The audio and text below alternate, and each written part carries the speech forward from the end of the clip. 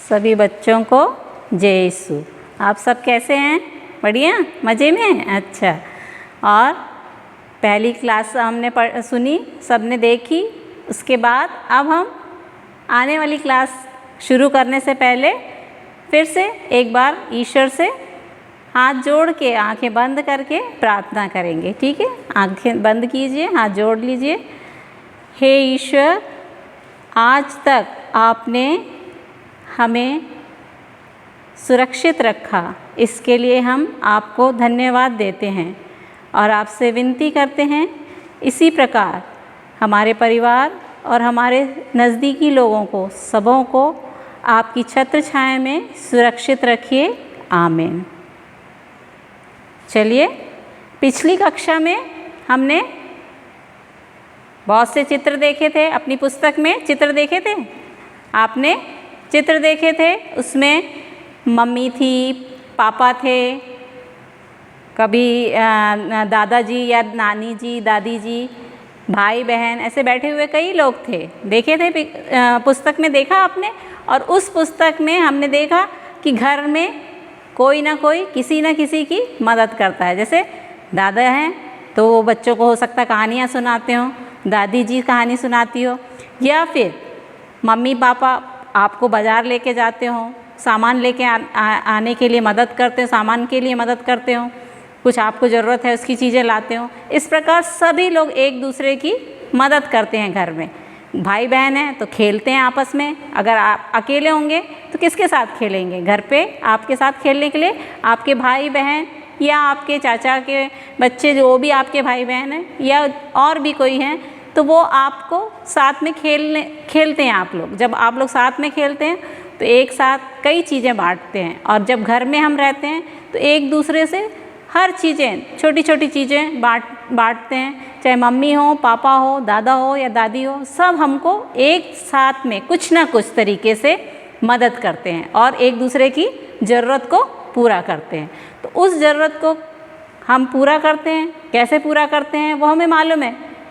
जैसे मैंने पिछली कक्षा में बताया था कि जैसे मम्मी एक बच्चे की कंघी कर रही थी, बाल संवार रही थी, है ना, तो मम्मी उसको कैसे मदद कर रही है? उसके बाल संवारने में मदद कर रही है।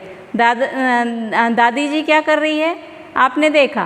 पापा क्या कर रहे हैं? बच्चे को संभाल रहे हैं। भाई बहन क्या कर रहे हैं? एक दूसरे की पढ़ने में या खेलने में खेल रहे हैं साथ में। तो एक दूसरे की मदद कर रहे हैं, एक दूसरे की ज़रूरत में सब साथ में रहते हैं। और सब साथ में रहते हैं तो जब सब लोग एक दूसरे से मिलजुल के साथ में रहते हैं तो उसको हम क्या बोलेंगे? एक घर में बहुत से लोग हैं, लेकिन उस घर में अलग अलग लोग हैं। मम्मी हैं, पापा है, हो सकता दादा दादी भी रहते हो किसी के, हो सकता किसी के नाना नानी भी रहते हैं। तो उस घर में जो जो लोग रहते हैं, भाई बहन, ये सब मिल के क्या बनाते हैं? एक छोटा सा परिवार बनाते हैं। किसी का परिवार छोटा होता है, किसी का परिवार बहुत बड़ा भी हो सकता है। किसी के परिवार में दादा दादी, पापा मम्मी, भाई बहन, चाचा चाची या मामा मामी, काका काकी, जो भी है वो सभी लोग रहते हैं। और किसी किसी के परिवार में छोटा सा परिवार है, मम्मी पापा और भाई बहन। हो सकता मम्मी पापा और आप अकेले भी रहते हो। तो सबके घरों में अलग अलग तरीके से एक साथ लोग रहते हैं। और उस जब घर में कुछ लोग रहते हैं तो उनको क्या बोलते हैं? परिवार। वो परिवार कैसे बनता है?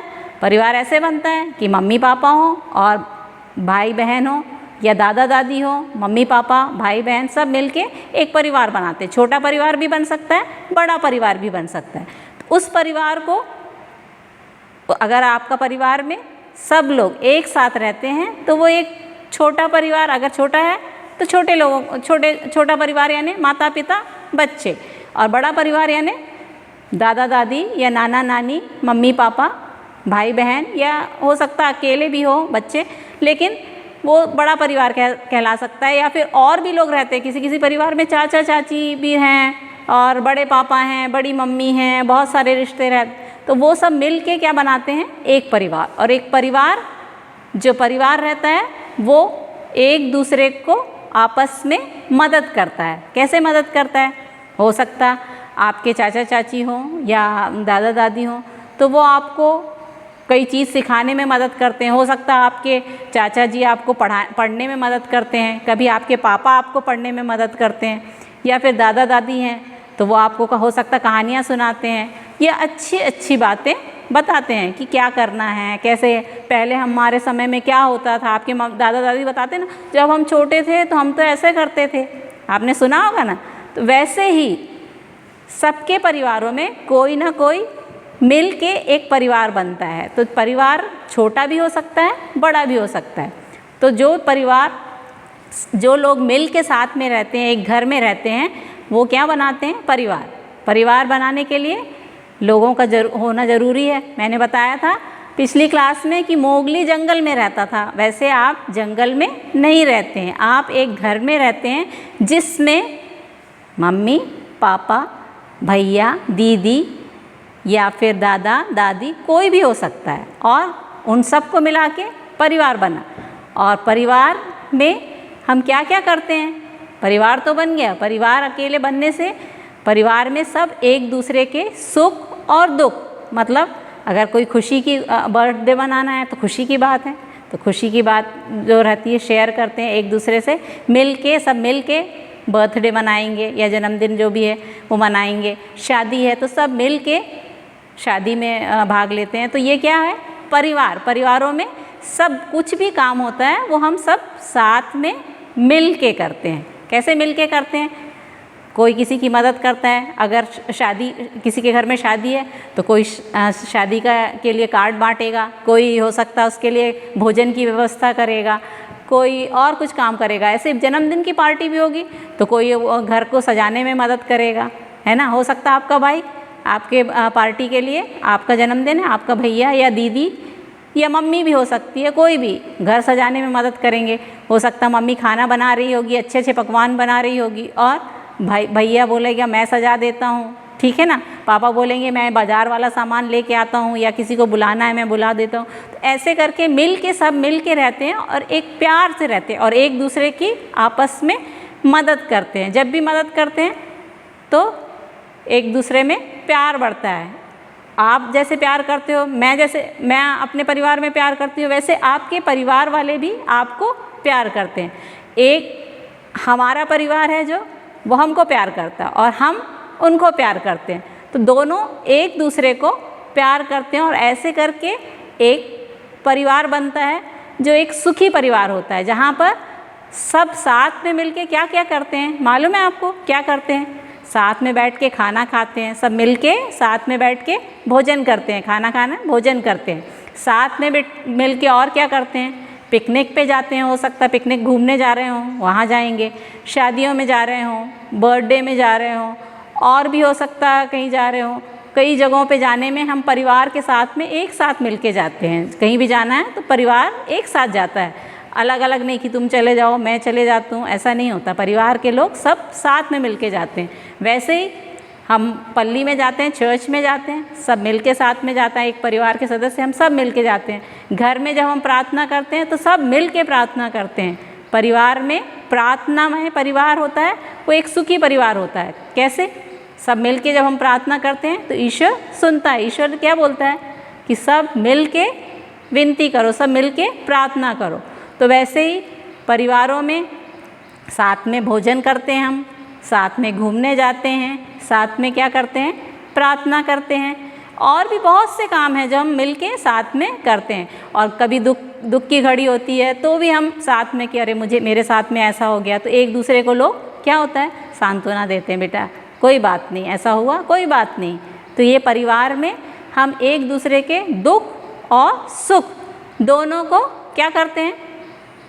मिलके भागीदार बनते हैं कि हाँ अच्छी बात है, उसके लिए भी सब मिलके खुश होते हैं। दुखी हैं तो सब दुखी तो होते हैं, लेकिन साथ में एक दूसरे को सांत्वना भी देते हैं कि हाँ अब ठीक है, कोई बात नहीं, हम आगे से और अच्छा करेंगे, या और अच्छी ये दुख की घड़ी भी चली जाएगी। ऐसे कई चीज़ें हम साथ में मिलके करते हैं। तो ये क्या कहलाता है? परिवार। और परिवार में सब मिलते हैं, इसलिए जब एक दूसरे से प्यार बांटते हैं तो वो प्यार, उस प्यार को क्या बोलेंगे? एक परिवार का प्यार जो है वो एक सुखी परिवार का है। अगर आप सुखी हैं तो आपका परिवार सब खुश हैं यानी सुखी है आपका परिवार, सब एक दूसरे से प्यार करते हैं और आप उनसे प्यार करते हो। तो एक प्रकार से सबों को मिल के, जब हम मिल के एक दूसरे के दुख बांटते हैं और एक दूसरे से प्यार करते हैं तो वो एक सुखी परिवार है। और वैसा परिवार किसको पसंद है? ईश्वर को भी पसंद है। पहले क्या बोला था मैंने कि आप खुश रहोगे तो कौन खुश रहेगा?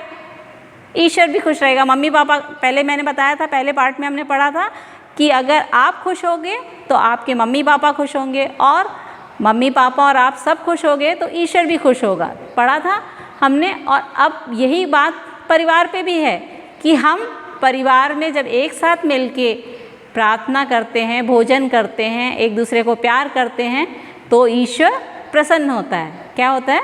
प्रसन्न होता है। पवित्र बाइबल में भी ऐसा ही लिखा हुआ है। हम पवित्र बाइबल खोलेंगे और उसमें जो लिखा है उसको पढ़ेंगे, ठीक है।